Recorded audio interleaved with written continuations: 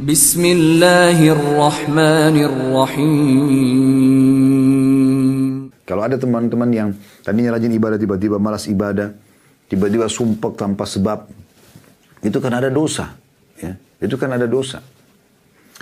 Kemudian dikatakan fa in zadat hatta taghfula qalbuhu. Dan kalau dia tidak beristighfar, tidak meninggalkan dosa itu, malah dia ulangi lagi dari gosip ke gosip, ya, dari aib orang ke aib orang lain, dari mencuri ke mencuri yang lain, dari riba ke riba yang lain, dari zina ke zina yang lain, dan seterusnya, maka akan sampai menutup hatinya. Dan kalau sudah menutup hatinya jadi hitam hati tersebut, maka dia akan lalai dari ibadah, malas sekali ibadah, ya, dan juga akan menyukai dosa. Jadi terbiasa setiap hari melihat dosa itu. Ya. Kapan seseorang dari kita sudah suka dengan gosip terus, ya, dengan tontonan, dengan ini, berarti ada masalah ini. Karena kita tahu itu pelanggaran agama sebenarnya. Tapi kalau kita mencintainya, berarti dalam hati kita ada masalah ini hitam. Istighfar yang bisa menghilangkan itu. Dan dikatakan, lanjutan hadisnya, فَذَلِكَ الرَّانُ الَّذِي ذَكَرَ اللَّهُ فِي كِتَابِهِ كَلَّ بَرَّانَ عَلَى كُلُّ مَا كَانُوا يَكْسِبُونَ. Ya.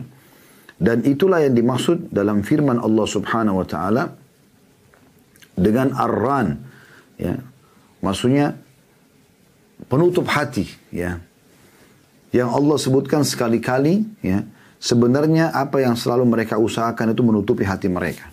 Maksudnya dosa yang mereka ulang-ulangin terus, ya, itu akan menjadi penyebab daripada hatinya kelam dan akhirnya membuat dia lari dari ibadah tersebut. Yang ketujuh, istighfar juga bisa mendatangkan keturunan. Walaupun dalilnya tadi sama surah Nuh ayat 10 sampai ayat 12, tapi ada juga sebuah riwayat disebutkan oleh Abu Hanifah rahimahullah dalam musnad beliau, walaupun ini sebenarnya jarang dibaca atau dalam diangkat khususan. Jadi Abu Hanifah juga punya buku hadis, ya. Dan beliau mengangkat salah satu hadis bahwasanya ada seseorang sahabat, ya, datang kepada Nabi SAW lalu mengatakan, ya Rasulullah, sesungguhnya saya ini, ya, dia mengatakan saya ini sudah lama menikah tapi tidak punya keturunan, gitu. Ya. Lalu beritahukan kepada saya amalan. Kata Nabi SAW, mana kau dari dua amal yang akan memudahkan keturunan untukmu. Maka dia mengatakan, apa itu ya Rasulullah? Kata Nabi SAW, sedekah dan istighfar. Maka orang itu pun mengamalkan secara rutin sedekah setiap hari dan memperbanyak istighfar.